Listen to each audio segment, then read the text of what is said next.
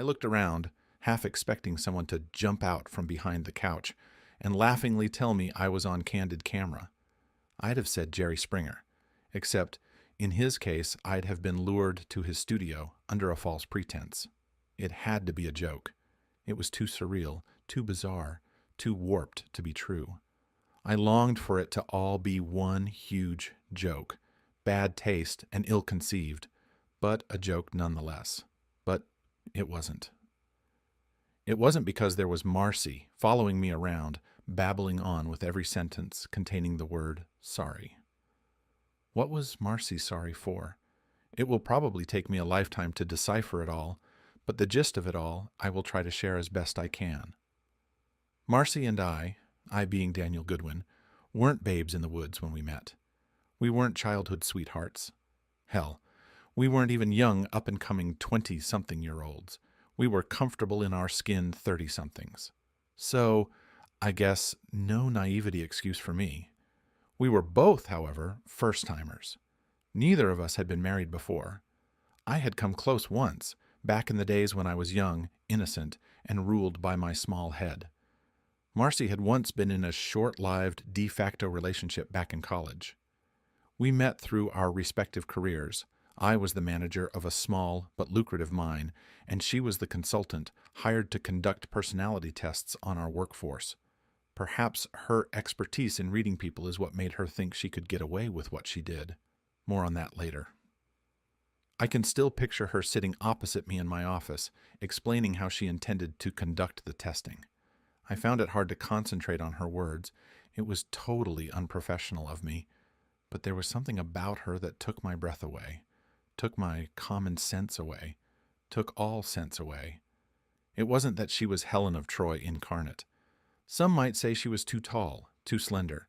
Many men might have said her nose was a tad too long, her mouth a touch too wide. The same could be said of Julia Roberts, who was considered one of the world's most beautiful women. To this or to that didn't matter. For me, Marcy was all too perfect. As it happened, the attraction was mutual, something I'd always been grateful for until recently. I have no illusions about my rating on the handsome scale. My mother, God love her, always said I had an interesting rather than a purely handsome face, and, according to her, interesting was better. So I wasn't a George Clooney, more a David Strathairn. What I did have, however, was a keen intellect and a good sense of humor, though I hadn't been laughing much lately. Throughout the testing period, Marcy flirted, and I responded, but I waited, impatiently, until her contract was complete before calling and asking her out on a date. I put a lot of thought into that date. In the end, I took her on a picnic by a pebbled stream, and after enjoying pâté and brie with sliced apples, grapes, and cherries, I taught her how to pan for sapphires. She found the one I planted in her pan, and I can still recall the look of wonder and excitement on her face. She trusted me with her gem, and I had it cut and set for her in a pendant she still wore right up until the day she ripped my heart out. Dating rapidly became an engagement. Betrothed, such an old-fashioned word. Pity it didn't come with old-fashioned values. Our engagement was brief, and within 12 months of meeting we were married. The bliss of those early years has only deepened the pain of recent times. How could we, and I sincerely believed it was a we, have been so happy only to end up here? How could it all have gone so pear-shaped? How did excitedly house-hunting, laughing and loving as we painted and renovated to create our dream home, turn into my current nightmare? How? The beginning of the end started innocently enough, with a knock at the door. Marcy returned to the kitchen, where we'd been sitting at the table, sharing our traditional Sunday coffee and paper. How I enjoyed that simple ritual. She was pale, shaken. "What's wrong, sweetheart?" I asked, fearing one of our parents had been involved in a fatal accident. Why else would she be so upset by a knock at the door? Daniel, Julian has found me." I spilled my coffee. I knew who Julian was. He was her first flush of love confession, the love child conceived with her childhood sweetheart. Both being only 17, The families decided that the best option for all concerned was to put the baby up for adoption. Marcy named him and handed him over to a young, childless couple. Every now and then, with 1 or 2 extra wines under her belt, she'd wonder where he was and what he was doing. What? How? I don't know. He's in the living room. I rose and followed her. There, seated on our lounge, was a young man. All I could see was the back of his head. His hair was dark and kinked up at the ends. It seemed he'd inherited Marcy's waves. Marcy clutched my hand, squeezing my knuckles almost painfully. She led me around the lounge until we stood facing Julian, who rose and extended his hand. I tried to control my reaction, but I couldn't help the questioning glance I sent Marcy's way. She'd never mentioned that Jay, her childhood sweetheart, was Indian or Pakistani. It might explain why both sets of grandparents thought it best to have the baby put up for adoption. "Hello, Mr. Goodwin. I apologize for just landing on your doorstep like this. I didn't know what else to do."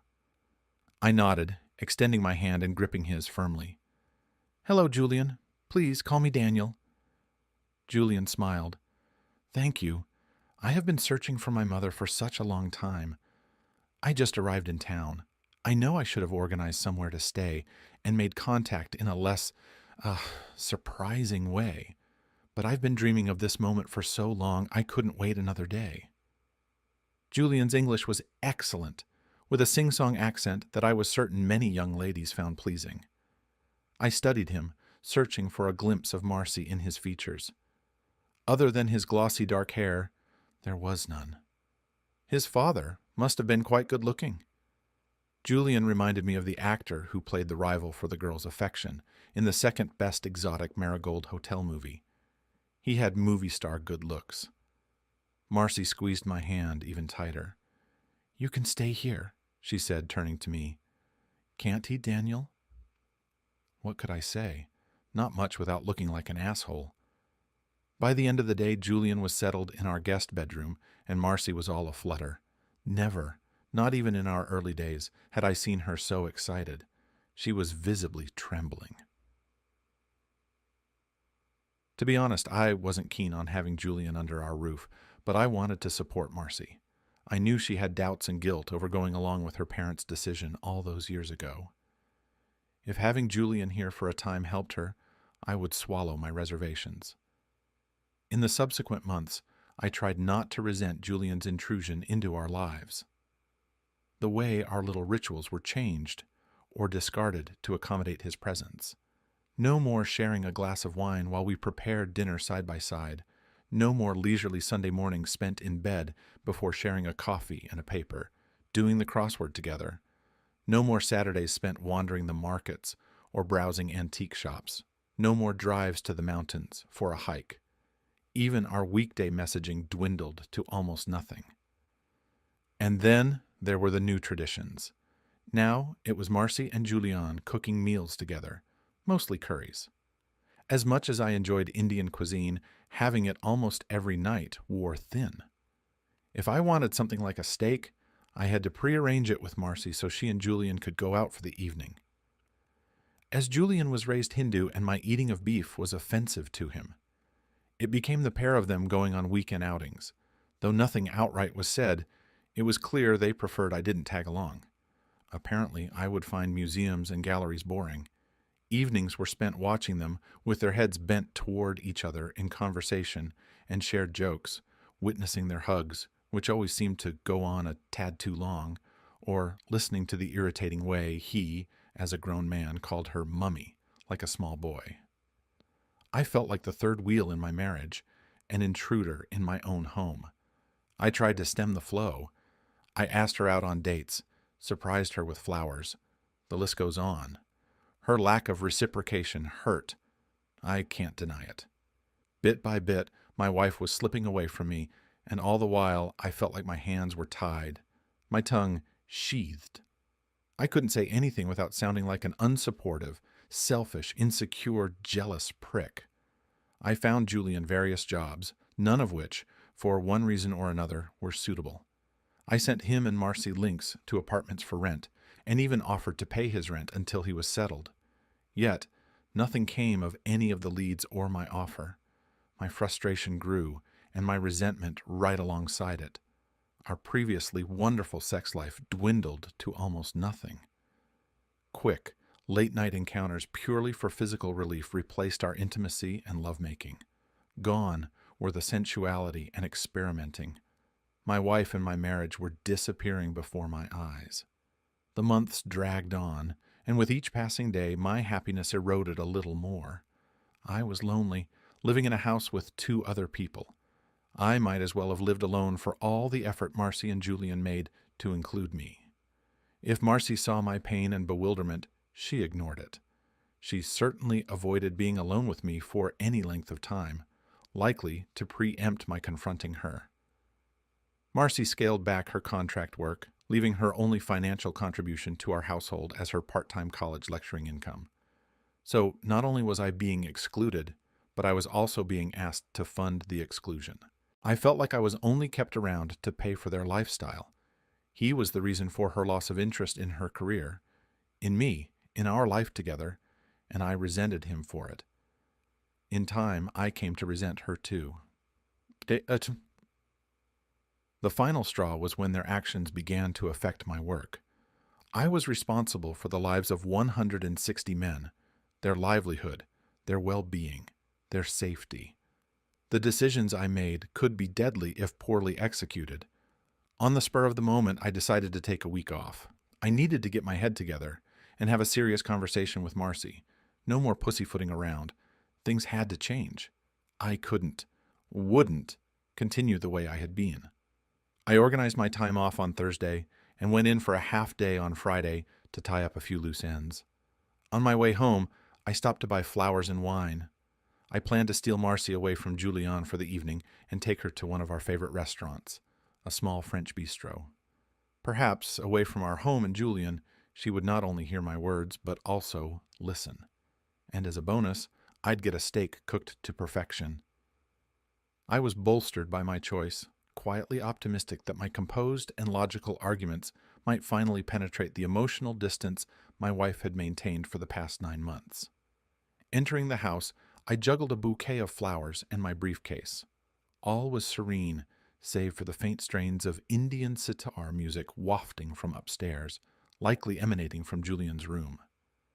Setting down my belongings, I ascended the stairs to our bedroom, intending to freshen up after a long day at work. The door was ajar, and the unfamiliar music gave me pause. Stepping inside, I was confronted with a scene that defied comprehension. It couldn't be real. My initial reaction was one of self-reproach, questioning why such a grotesque image would manifest in my mind. What kind of man was I to harbor such disturbing thoughts subconsciously? The ground beneath me seemed to sway and spin, inducing a sensation of vertigo. I gasped, though the music masked the sound, much like it concealed their murmurs, and the soft rustle of sheets as they moved together. Their sinuous motions continued unabated as I stood frozen, unable to move, my stomach churning with revulsion, my throat constricting as I fought to contain the bile rising within me. Her pendant, the one crafted especially for her, swung back and forth like a pendulum. I desperately wanted to avert my gaze, to look away from the horror unfolding before me, but I couldn't tear my eyes away. It seemed to serve as both a reminder of our connection and an anchor preventing me from succumbing to the chaos enveloping my world. It felt like watching an imminent car crash where tragedy was inevitable. You want to turn away, but the impending collision exerts an irresistible pull. My beloved wife, the woman I cherished, revealed herself as sick and twisted, depraved. Marcy, what have you done? My heart shattered into a million pieces. Despite my growing disdain for Julian, what Marcy had allowed to occur, regardless of who initiated it, was fundamentally wrong.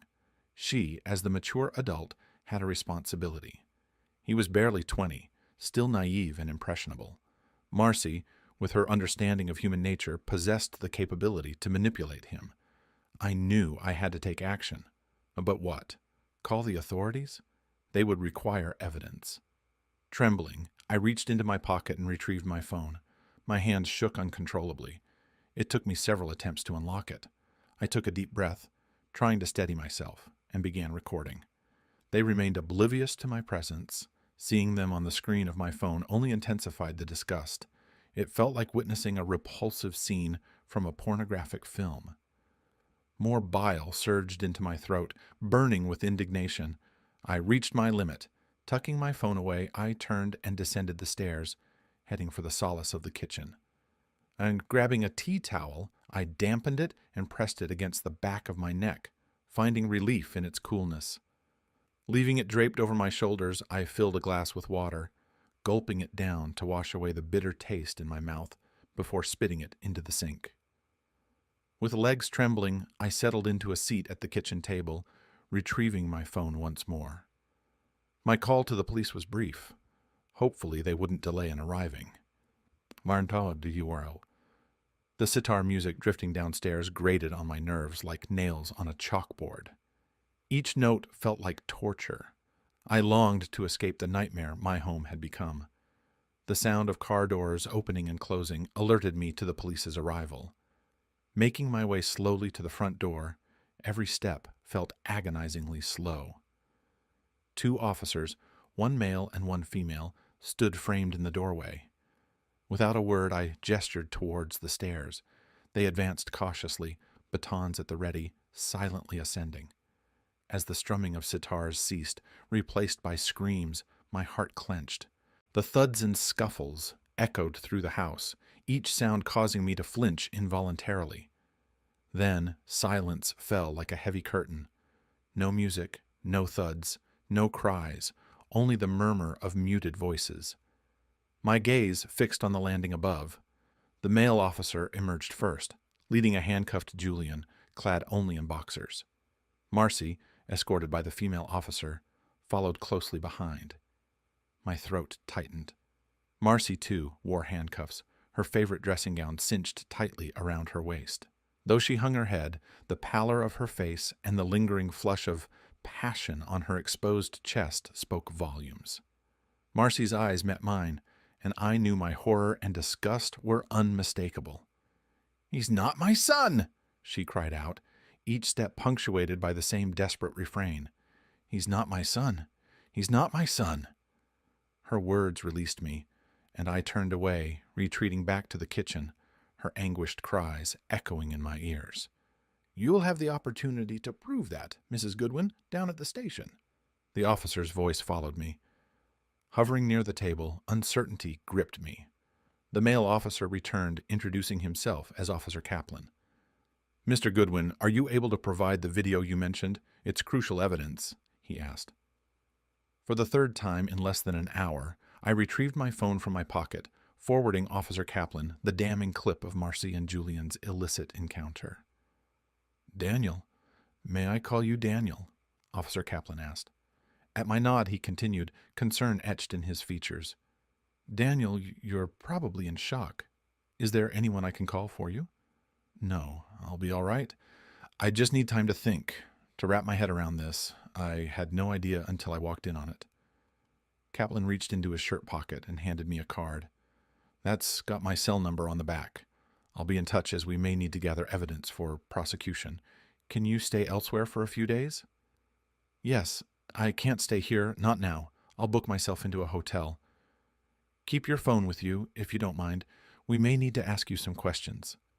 "Okay." With that, he left, leaving me alone in the now eerily quiet house. The silence seemed to press in on me, suffocating. I needed to get away. Glancing towards the stairs, dread gripped my stomach. I'd have to go up there to pack a few essentials. Clothes could be replaced, but the haunting images of Marcy's betrayal, imprinted in my mind, couldn't. I didn't want to confront the aftermath of her actions amidst the disarray of sheets and discarded clothing. I had enough to contend with already. Grabbing my keys and briefcase, I walked out the front door, desperate to escape the suffocating atmosphere within. Within minutes of gripping the steering wheel, I realized it was a mistake. I was a potential hazard on the road. Pulling over, my parking job was sloppy, but that was the least of my worries. Luckily, I found myself parked just a few doors down from a bustling coffee shop. Despite the crowd, I managed to secure a table tucked away in the back corner. I wasn't hungry or thirsty, but I knew I needed to order something to justify occupying the space. Opting for a coffee and a slice of chocolate cake, I vaguely recalled reading somewhere that chocolate was beneficial in times of shock. And shock was an understatement. I was shaken to my core. My mind resembled a chaotic pinball machine, thoughts bouncing around uncontrollably. Each thought propelled the ball in a different direction, none of them coherent. As my order arrived, I forced myself to take a deep breath. Eating and drinking felt like a foreign concept, as if I were learning the basics all over again. I had to consciously instruct myself. Lift cup to mouth, take a sip, swallow, use spoon to cut cake, scoop up, place in mouth, chew, swallow, repeat. The ritual provided a semblance of control amid the turmoil of my thoughts. Marcy's revelation hit me like a freight train. A sexual affair? With her own son? Or perhaps not? Were her cries of, "He's not my son," truth, or just another layer of deception? Regardless, she had welcomed her lover into our home, carrying on under the roof I provided, right under my nose. Lies. Too many lies. Months upon months of deceit and betrayal. The audacity of it left me breathless. I struggled to comprehend the enormity of her deception. I felt nauseated, but for an entirely different reason. I had been a fool, utterly foolish and naive. I hadn't dared to question. Was he truly her son? I had never noticed the lack of resemblance, never questioned Julian's unmistakable Indian heritage. Blindly, I had believed. Removing the veil of their supposed familial bond, their interaction suddenly seemed painfully obvious. Those lingering hugs, the subtle touches. I had been a trusting fool. Oh, how they must have chuckled at my expense. I felt used. Marcy had exploited my love for her in every conceivable way. Emotionally, mentally, physically, and financially. How had I failed to see the darkness within her? How had she concealed her true nature from me for almost 6 years? From the moment she walked into my office until now. Never in a million years had I imagined her capable of such wickedness. I raised the empty coffee cup to my lips, surprised by its emptiness. Glancing down at the plate, I found only a few crumbs remaining of the chocolate cake. Carefully, I set the cup back on the table, feeling adrift. The absence of something to occupy my hands momentarily threw me off balance. Think, Daniel, if a friend were in your shoes, what advice would you give? The answer struck me like lightning. Protect yourself. Marcy had revealed her true nature, and it was time for me to take heed. She was a parasite, a master manipulator, devoid of morality or ethics, ruthless, perhaps even a sociopath or worse. She had already thrown me under the bus. It was time for me to prioritize my own well-being. Scanning the street, I spotted what I needed, a branch of my bank. Serendipitously, another bank stood just 2 doors down. They were about to gain a new customer. Initially, I debated withdrawing only half the funds, but then I recalled how I had unknowingly supported their depravity for months. In the end, I left her with $10, solely due to the account's joint nature, fearing I might need her signature to close it. My thoughts then turned to credit cards. While I rarely used mine, Marcy tended to accumulate significant balances each month, paid in full from our joint account. Her university salary, deposited a week before the credit card due date, often fell short of covering her expenses. I refused to be liable for the difference. She had already taken enough from me. As I waited for my new accounts to be opened, a solution emerged. I needed to make a public declaration. Marcy and I were officially separated, effective immediately, and I would not be held responsible for any debts she incurred. It might not hold up legally, but it was worth a shot. Exiting the bank, I checked my watch, hoping to place the advertisement online in time for it to appear in the next day's edition. Thankfully, I had grabbed my briefcase on my way out of the house. Fortune smiled upon me. After placing the public notice, I began researching lawyers, securing an appointment for the following Monday. This gave me the weekend to gather all the necessary information and paperwork. Next on my agenda was a real estate agent. I needed an appraisal of the house. Yesterday it had been my dream home. Today it was a house of horrors. If Marcy didn't end up in jail, she could buy me out, or we'd have to sell. I had no intention of remaining there. A quick Google search revealed 3 agents on the main street. Spotting one out of the car window, I felt relieved.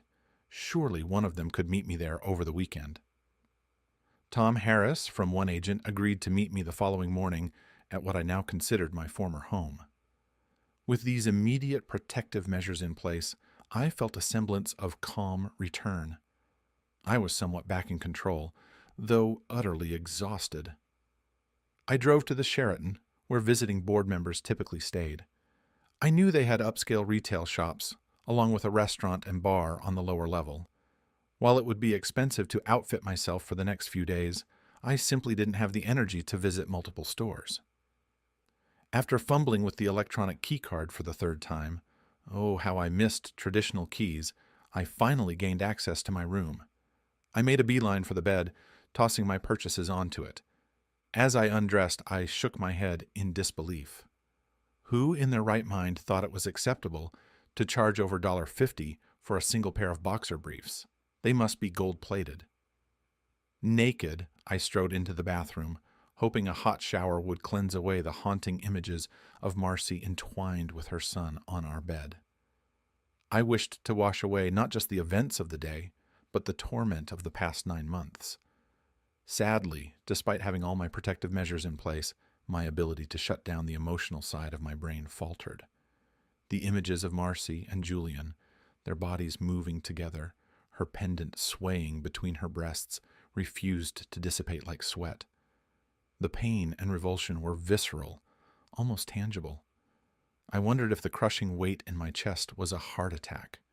It certainly felt like it. Part of me wished it were true. Anything, even death, seemed preferable to the agony I was enduring. Leaning against the shower wall, I prayed for some truth in the old adage that time heals all wounds. I ordered room service, opting for a steak. Despite its perfect preparation, it tasted like sawdust. Damn her to hell.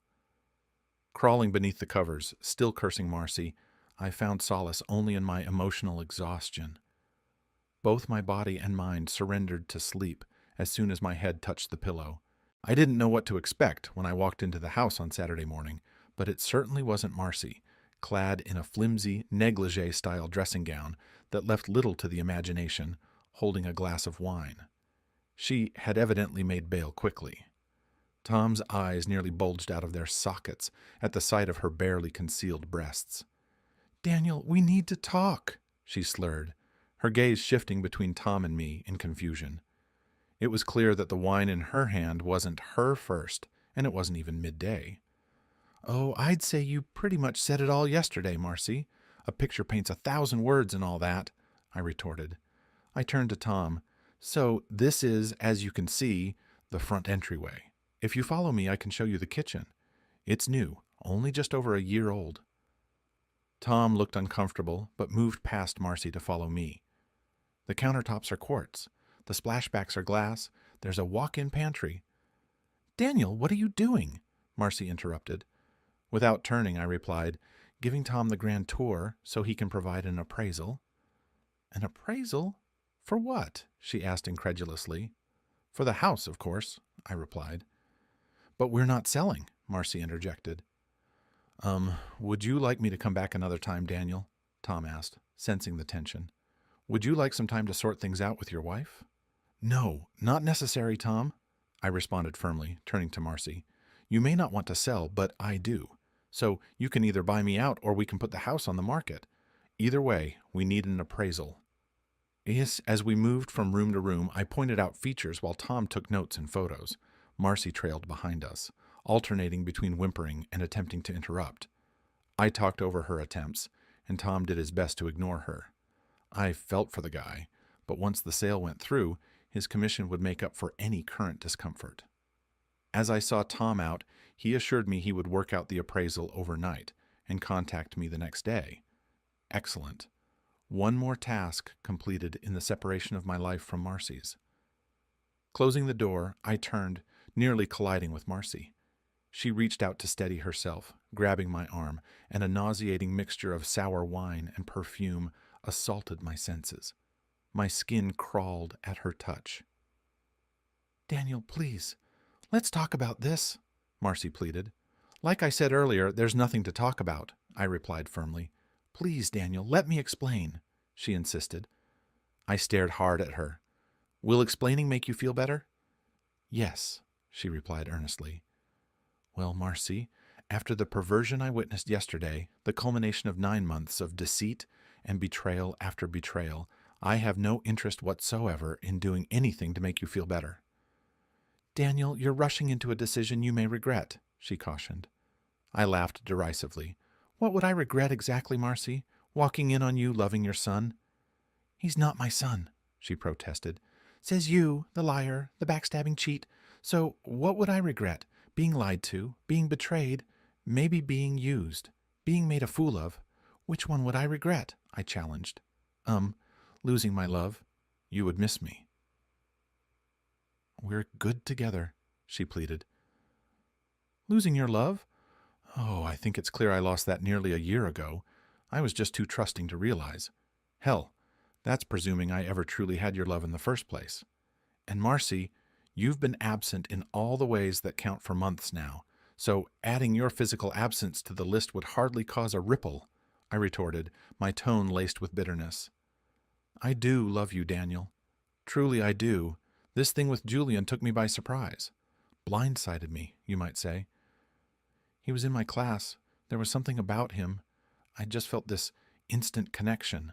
I got, swept off my feet, a little obsessed." Marcy's voice trembled with desperation. "Instant connection? Blindsided? A little obsessed? Marcy, you moved him in, flaunted your affection, spent intimate time with him in our bed, told me he was your son. You told my parents the same. For all I know, he really is your son, and you're a depraved bitch." "A sick deviant," I spat out, my anger boiling over. "No, no, no," she moaned, shaking her head frantically. "You can't really believe that. I am sorry. I never meant to hurt you." "Yes, your actions say that loud and clear," I replied, sarcasm lacing each word. "It's true. You have to believe me," she pleaded desperately. "No, I don't, Marcy. I don't have to believe a single word out of your mouth ever again.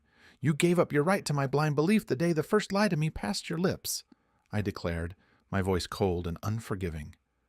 "I don't want a divorce," she whispered, her voice barely audible. "And I didn't want a depraved pervert, a backstabbing, lying, using, cheating bitch for a wife. Guess we both lucked out," I retorted bitterly. "Daniel, please, I've told you, he's not my son. I am so sorry. Please, let me explain," Marcy pleaded, desperation evident in her voice. "Your reasons are of no interest to me, Marcy.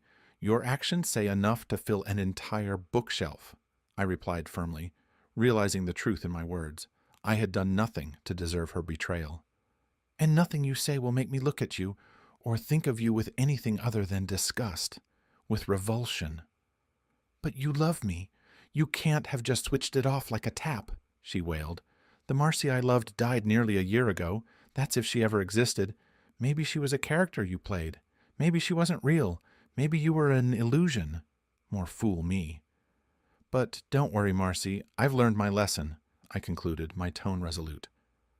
Stepping around her, I ascended the stairs, wrinkling my nose at what seemed like the lingering scent of their illicit encounters in the master bedroom.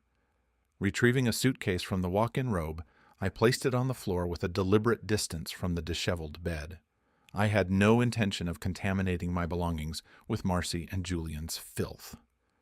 Methodically, I filled the suitcase, then retrieved a second, and eventually a small carry-on. Room by room, I gathered my possessions, leaving no room for sentimentality or foolishness. If I liked it, it went with me. If nothing else, it could be sold later. By the time I finished, I had more boxes and cases than my car could accommodate, so I called my father and asked him to bring his trailer. As always, he understood without needing explanations, saving his questions for another time. Throughout the process, Marcy trailed after me, attempting to engage in conversation, perhaps hoping her pleas or tears would sway me. They didn't. Instead, they reinforced my resolve. They were just more lies, more deceit, more manipulations. As for Julian, I had no idea where he was, and frankly, I didn't care. I heard the sound of my father's car and turned to Marcy. "If you say so much as one word to my father, I will tell him how I came home to find you loving your son." Marcy didn't acknowledge my words. "Do you hear me?" Marcy nodded, flinching at the menace in my tone. I opened the front door. My father looked at me and then over my shoulder at Marcy before returning his gaze to me. From his expression, I knew he'd correctly assessed the situation. "Right then, what do you need moved? I brought my trolley in case any of it's large," he said, ever practical. I smiled and silently thanked God for my father's practicality. He took his cue from me and ignored Marcy while we worked together. It was quite a feat as she followed us from room to room, sobbing and looking bedraggled. We worked almost silently, directing each other with nods and hand signals. I felt as if I had a force field surrounding me, and Marcy's cries bounced off my shield. Who knew how long my protection would last? Hopefully long enough for me to put some distance between myself and my current situation. With the last of the load stowed, my father laid his hand on my shoulder. "Follow me, son." I nodded, feeling the weight of the past 24 hours beginning to catch up with me. The drive was a blur. When we stopped, I saw we were parked in front of a storage facility not far from my parents' house. I slumped against the wheel, realizing that throughout all the packing, I hadn't given a thought as to what I was going to do with all the gear. We went inside, and I let Dad take the lead and handle the paperwork. I was exhausted. The attendant placed a map on the counter and using a red pen marked a spot. He handed over some keys. I blindly followed my father. We unpacked everything except my suitcases and the carry-on. "Meet you at the house, Dan," my father said. I nodded. 10 minutes later, I found myself seated in my parents' kitchen, my mother pushing a cup of coffee toward me. "We're here when you're ready to explain," my mother said quietly, her voice gentle, like the voice of my childhood. That was all it took. My force field shattered and I broke down, sobbing like a child. My mother held me while my father patted my shoulder. The whole hideous story came out in a garbled mess, my words punctuated by gasps and cries of horror from my parents. "Her son? No, no, no. Oh, God, surely not," Mum moaned, shaking her head. Perhaps my words had put the images in my head into hers, too. She'd liked and cared for Marcy from their first meeting. "She says he's not her son. I don't know what to believe, Mum," I admitted. "What are you going to do?" asked my father. "I called the police. I assume they're investigating. To be honest, I was surprised she was at the house today. I thought she'd be in jail." "Divorce?" my mother whispered, her voice barely above a whisper. I nodded. "You'd best protect yourself, Dan. After what she's already done, you can't know what other depths she's willing to plumb. You don't want her to run off with all your savings," my father advised. "Already done, Dad," I replied, a sense of determination in my voice. We talked some more. Mum insisted I stay with them until I could find a house or apartment to rent. That was a relief. I didn't want to be alone. Alone, a state I supposed I'd have to get used to. A vision of my future stretched before me. It looked like a long, lonely, barren landscape. Damn Marcy. Damn her to hell. That night, as I lay there in the darkness of my childhood bedroom, unable to sleep, I remembered the lines from a book I'd read what felt like 100 years earlier. I couldn't recall the exact words, but the gist of them was that when something in your life went pear-shaped, things like bad news, a death, a spouse's betrayal, it felt like sustaining a blow to the gut, like being winded. Bullshit. Utter bullshit. That was like saying being shot at close range was on a par with a mosquito bite. My mind replayed the horror of seeing Marcy sinuously moving with her son, her lover, in the bed she had shared with me. I could remember the moment as clearly as if I were still in it. I could still hear the sitar and the rustle of the sheets. I could still smell a waft of Marcy's perfume and hear my gasp of shock, feel the thunder of my heart, the tight band of compression around my chest. No amount of effort would stop my mind from making me relive the moment over and over again. It was a scab my brain just had to pick. What I felt as wave after wave of horror and disgust washed through me as violently as it had when I'd stood in the doorway seeing it for the first time was so much worse than losing breath by being punched in the solar plexus. The closest I could come to describing it accurately would be to say it resembled having someone attach a high-powered vacuum cleaner over my heart and sucking the very life out of me. Everything. All the things that made me, me. Intangible things that had absolutely no physical substance, the way my height or the breadth of my shoulders did, and yet were so much more important in defining who I was. Well, things like my thoughts and feelings, my memories and experiences, gone, all gone, gone. A pathetic word, so inadequate. I was an empty vessel. What filled the void wasn't good and kind and caring. It was anger and hatred. I didn't fight it. It felt good to have them take over. Better than opening the floodgate to doubt. Better than succumbing to despair. Better than collapsing under the weight of the loss of my dreams. And most certainly, better than the unbearable pain trying to beat down my door and cripple me. The hatred swamping my empty gut was a tangible thing, as real as the bed I lay on.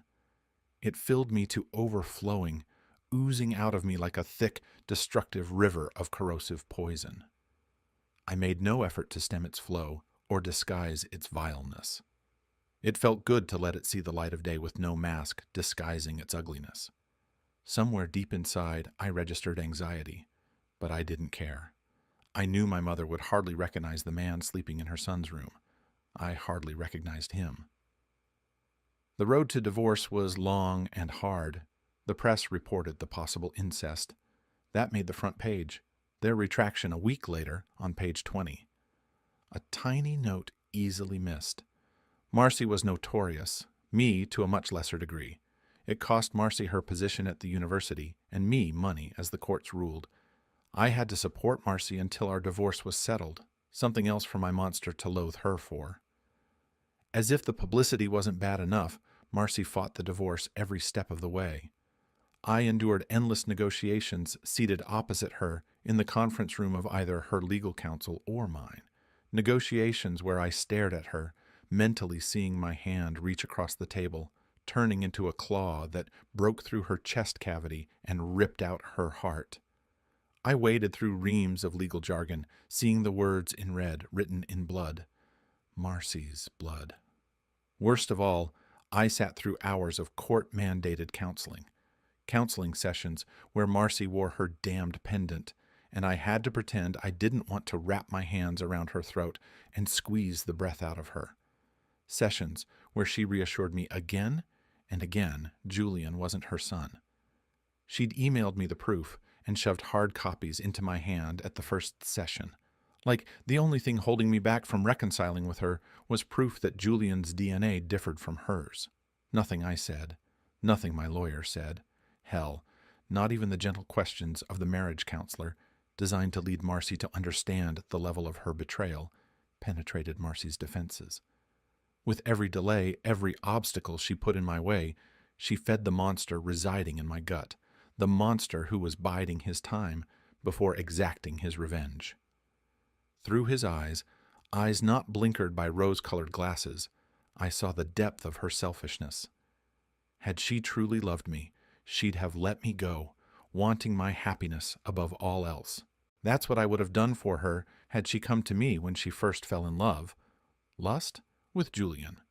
It would have saddened me, absolutely gutted me. But her happiness had been of paramount importance to me back then, and so if her happiness lay with someone else, as difficult as it would have been, I'd have let her go. Had she done that, the monster would never have been born. Not so Marcy. From my personal one-on-one sessions with a therapist, also mandated by the courts, I came to understand Marcy needed my forgiveness. She needed my love to continue.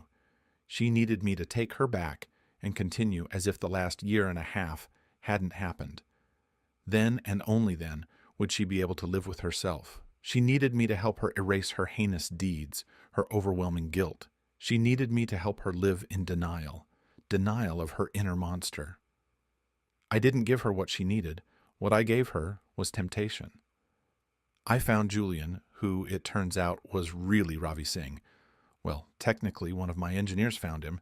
The guy was on the spectrum, and though he worked as an engineer, he didn't actually have the piece of paper saying he was qualified. 5 years earlier, I'd seen something in him and gave him a chance. I'd never regretted that decision.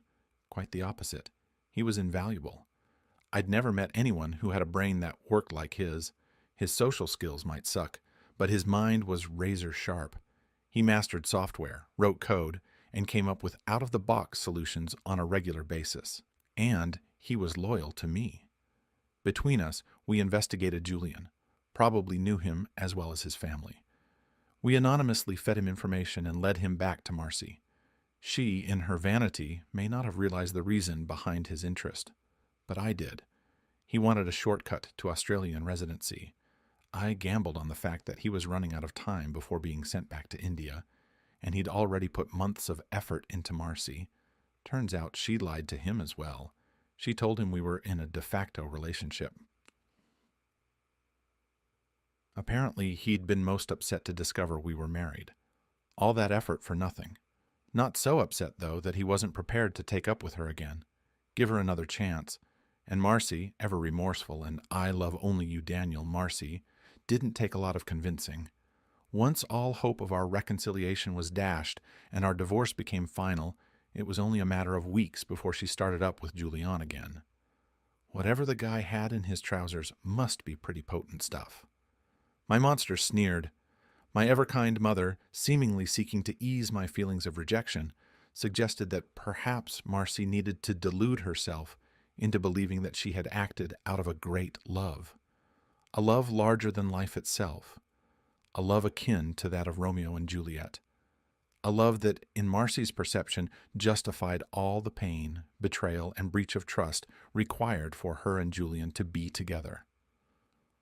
Oh, what a load of nonsense. Of course I didn't voice that sentiment to my sweet, idealistic mother. As far as I was concerned, Marcy could indulge in all the self-deception she wanted. I knew the truth. My inner monster knew the truth. She was simply a disloyal, morally lax woman who found pleasure in being with a man young enough to be her son. The difference was, now it didn't bother me. In fact, now I was banking on it, and counting on Julian to intensify his efforts. He didn't disappoint. In a mere 3 months, he impregnated her. Shocking, isn't it? Marcy must have conveniently forgotten that persistent diarrhea and vomiting can interfere with the effectiveness of contraceptive pills. I couldn't help but wonder what culinary delights Julian had served her. Hopefully, another damn curry. Nothing could have brought me more satisfaction. Both her indiscretions and her subsequent pregnancy. Unsurprisingly, Julian utilized his conservative Indian upbringing to insist they marry. Not that I suspected Marcy put up much resistance. The vain woman would never question why a young, handsome man pursued a woman old enough to be his mother. When I shared the news with my father, he couldn't help but laugh. He saw through Marcy's vanity and foolishness as clearly as I did. In truth, it was my father who sparked the idea for my revenge. My inner monster craved something more drastic, more visceral. But even he recognized the wisdom in avoiding a lifetime behind bars. When a man steals your wife, there is no better revenge than to let him keep her, my father had said to me that fateful night when Marcy's betrayal was laid bare. It was the best advice he'd ever given me, and he'd given me plenty over the years. So there was Marcy, on the verge of turning 40, pregnant, and newly wedded to a man nearly 2 decades her junior. Both of them had played their parts just as I anticipated. My inner monster owed Marcy a debt of gratitude for her predictability, and now it was time to set my plan in motion. With the newlyweds off to the Whitsundays for a blissful 10 days, I found it remarkably easy to carry out my scheme. Their absence made it simple to sneak into their garage and discreetly place bags of fertilizer and aluminum powder, items I had meticulously collected from my mine over several months. I must admit I rather enjoy my job. Alongside these, I added cans of diesel oil and sacks of old nuts, bolts, and nails, the ingredients for a homemade bomb. Somewhat challenging for me, but not for my resourceful engineer, was to enroll Ravi as a paid member of a militant Hindu group advocating for the genocide of Muslims. Adding in some floor plans of the Lakemba Mosque, Australia's largest mosque, transformed him into a potential terrorist, awaiting only the addition of fertilizer. With everything in place, an anonymous tip-off to the federal police from a concerned citizen led to Julian's arrest upon his return from his honeymoon. Fortunately, they weren't as taken with him as my ex-wife had been. I shudder to think what I would have done if they had simply released him. Thankfully, I didn't have to face that dilemma. Once again, the infamous couple made the headlines. This time, however, Marcy didn't photograph so well. Pregnancy seemed to be taking its toll on her.